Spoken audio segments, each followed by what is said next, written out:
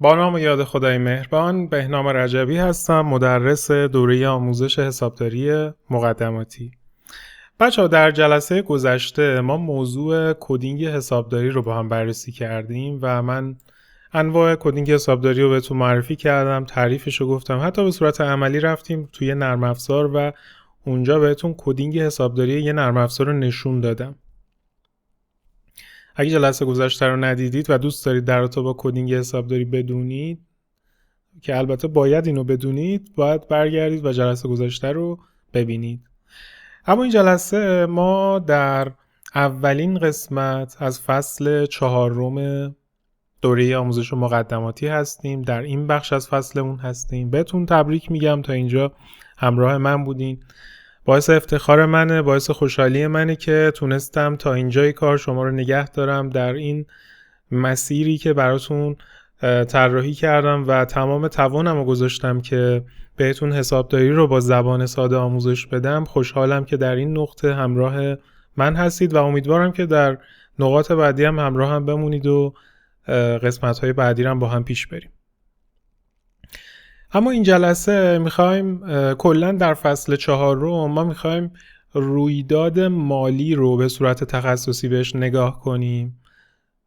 در رابطه با ثبت رویداد مالی تخصصی تر نگاه کنیم، در رابطه با اشتباهاتی که ممکنه رخ بده و نحوه اصلاح اشتباهاتمون هم صحبت بکنیم. موضوع این قسمت از این فصل مربوط میشه به رویداد مالی. در رابطه با رویداد مالی من اولین جلسه اگه یادتون باشه خیلی صحبت کردم. یه آدم براتون تو پاورپوینت کشیدم، گفتم که ما در روز کارهای مختلف انجام میدیم، خرید میکنیم، کار میکنیم، سرمایه گذاری میکنیم، غذا میخوریم، ورزش میکنیم.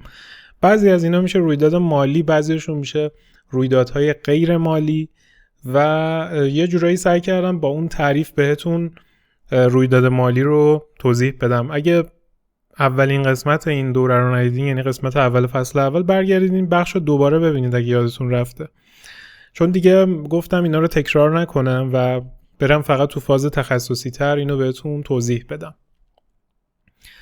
تعریف حسابداری داره 3 مرحله بود: شناسایی، ثبت و گزارش یا گزارش دهی، گزارش سازی.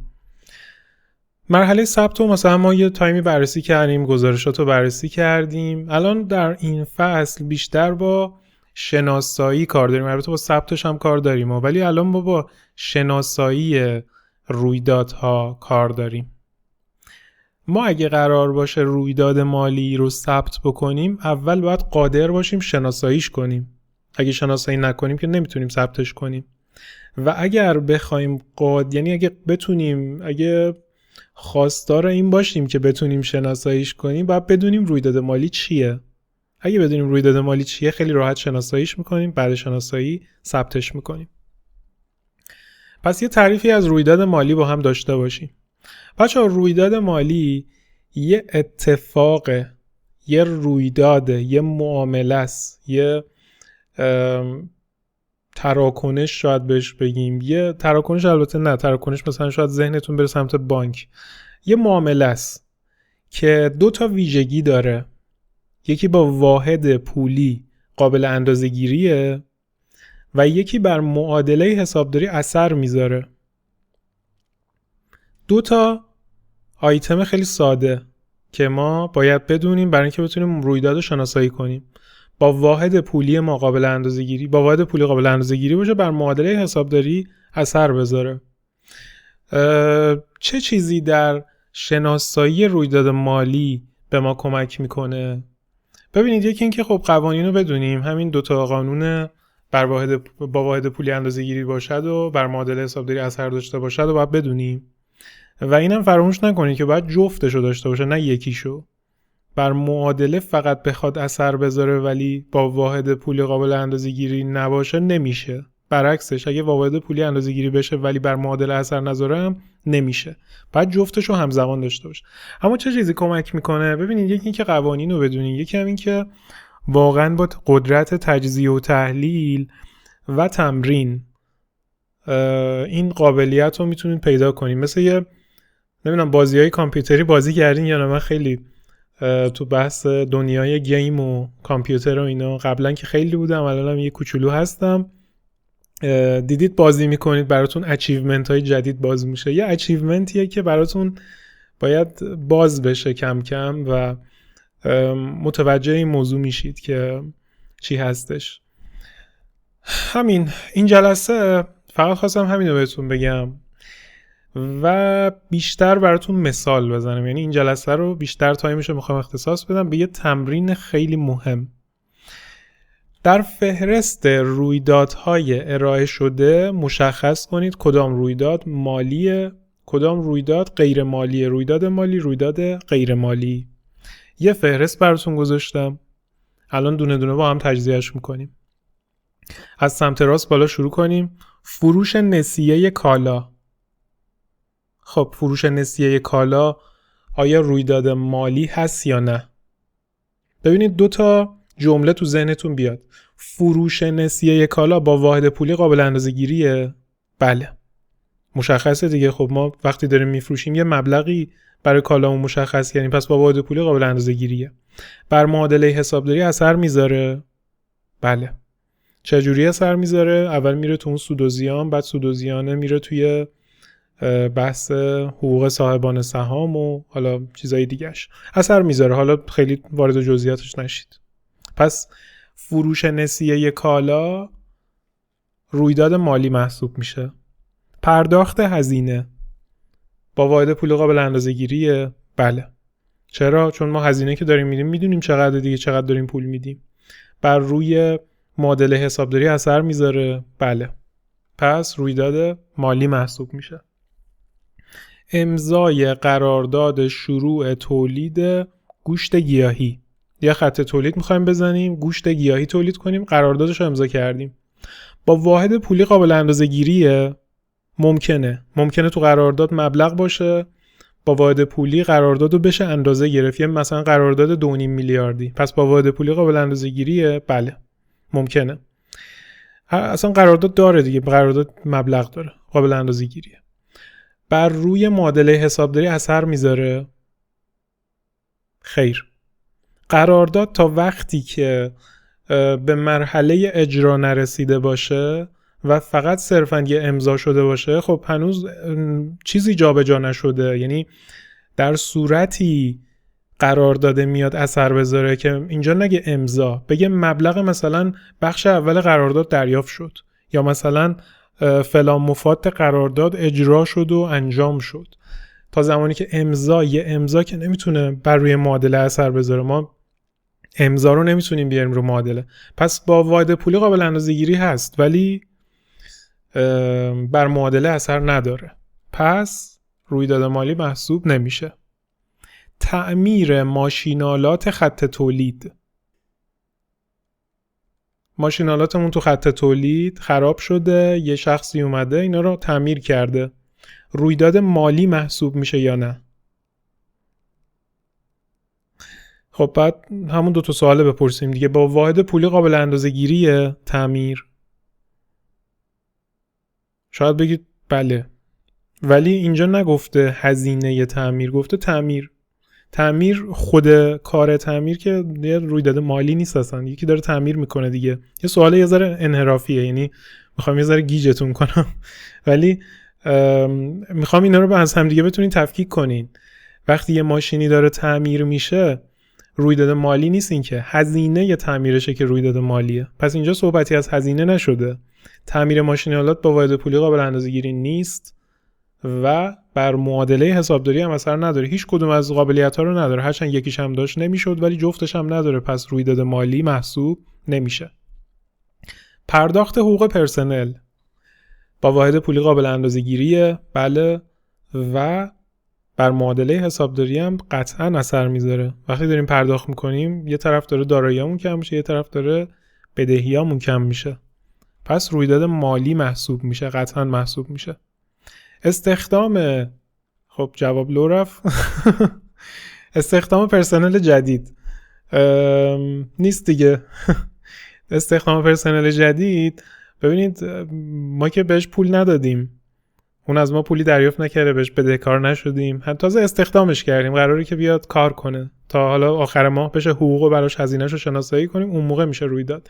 تا زمانی که استخدام شده و مبلغی رد و بدل نشده و با واحد پولی قابل اندازه‌گیری نیست، خب چیز نیست، رویداد مالی محسوب نمیشه. خرید یک دستگاه یخچال جدید. وقتی خرید کردیم پول دادیم، وقتی خرید کردیم داراییمون افزایش پیدا کرده، رو معادله تاثیر داشته. خرید یخچال جدید مبلغ مشخصی داره، پس رویداد مالی قطعا محسوب میشه. پرداخت سنوات پرسنل، این هم باز داره مبلغ جابجا میشه دیگه، یعنی هم با واحد پولی قابل اندازه‌گیریه، هم رو معادله اثر داره. پرداخت مالیات، بله روی معادله اثر داره و با واحد پولی هم قابل اندازه‌گیریه. دریافت وام، بله با واحد پولی قابل اندازه‌گیریه و روی معادله اثر داره. آتش سوزی در یکی از دفاتر شرکت، خیلی نکته داره، دقت کنید. وقتی آتش میگیره جایی داره یه خسارتی میزنه و این خسارته خب یه مبلغی داره. آیا با واحد پولی قابل اندازه‌گیریه؟ بچه‌ها ببینید، خود رویداد آتش سوزی که رویداد مالی نیست، رویداد آتیشه، داره آتیش میگیره یه جایی یا سوخته تموم شده، ولی خسارتی که برآورد میشه به عنوان هزینه اون میشه رویداد مالی. ولی اینجا صحبتی از خسارت و برآورد خسارت نزده، گفته که یه آتش سوزی انجام شده، پس آتش سوزی رویداد مالی نیست. ما قرار نیست تو حسابداری ثبت بکنیم آتش سوزی بدهکار مثلا هزینه پستانکار یا برعکسش، هیچ وقت همچین چیزی رو نمی نویسیم.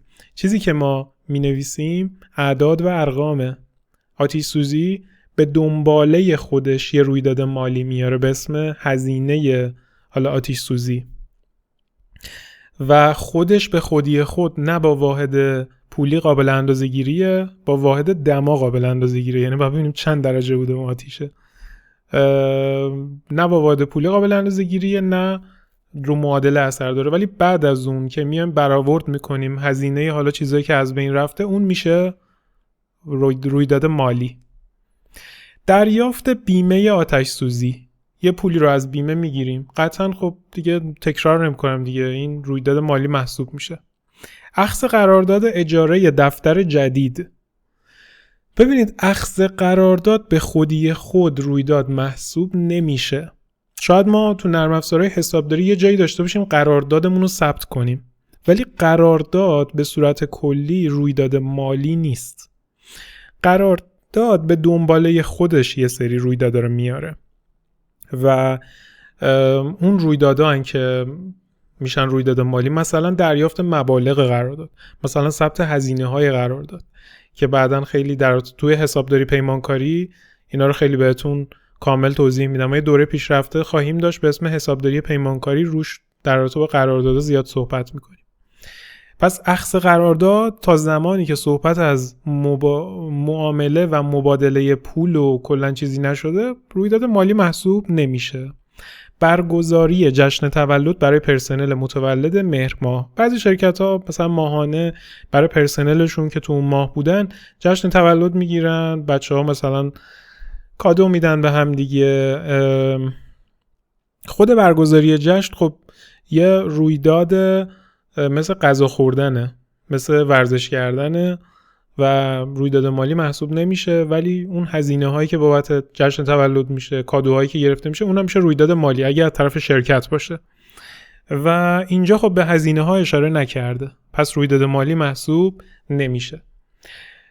امیدوارم که تو این جلسه به خوبی تونسته باشم رویداد مالی رو معنا و مفهومش رو بهتون توضیح بدم. جلسه خیلی جلسه سبکی بود، میدونم که همتون متوجه شدین رویداد مالی چیه و منم دیگه گفتم نیازی نیست مثال بیشتری بزنم چون هی تکرار میشه، الکی خسته میشی.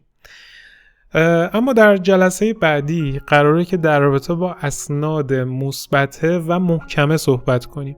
ببینید این رویدادهایی که من اینجا بهتون گفتم خب یه سریش رویداد مالیه، یه سریش رویداد مالی نیست. اونا که رویداد مالیه به دنباله خودشون یه سری اسناد دارن. بهشون یه سری میگیم اسناد مثبته، یه سریشون میگیم اسناد مثبت محکمه که در 2 لول تقسیم بندی میشه. جلسه بعدی بهتون توضیح میدم اینا چیه، به چه دردی میخوره و کجا استفاده میشه. خیلی ممنون که تا اینجا همراه من بودید. یادتون نره شبکه‌های اجتماعی ما رو دنبال کنید، مخصوصا یوتیوب که خیلی برام مهمه. اولین جایی که ویدیوهای کامل آموزشی به صورت رایگان منتشر میشه کانال یوتیوب حساب تیوبه. نظر یادتون نره، نظراتتون باعث دلگرمیه، باعث ادامه کار ماه. من هرچی ازتون فیدبک بیشتری دریافت کنم خب به نوبه خودم روحیه خودم بالاتر میره. میگم که خب بچه‌هایی که دارن میبینن ویدیوها رو از ویدیوها خوششون اومده، پس خواهشم اینه که یه انرژی بذارید و برای ما نظر بذارید. همچنین ازتون دعوت میکنم که پیج اینستاگرام حساب تیوب رو دنبال کنین و اگر دوست داشتید ما رو استوری کنید، به دوستانتون هم معرفی کنید. یا مثلا پستی یه چیزی از حساب تیوب رو استوری کنید، به دوستانتون بگید که اینجا مثلا دوره‌های حسابداریه. هرچی ما کاربرامون بیشتر بشه خب دلگرمیه و سرعت تولید محتوامون هم بالاتر میره و ویدیوهای بیشتری از ما خواهید دید و از طرفی کیفیت ویدیوها رو هم سعی می‌کنیم که بهبود بدیم. تا ویدیوی بعدی شما رو به خدای بزرگ می‌سپارم. خدایا رو نگهدارتون.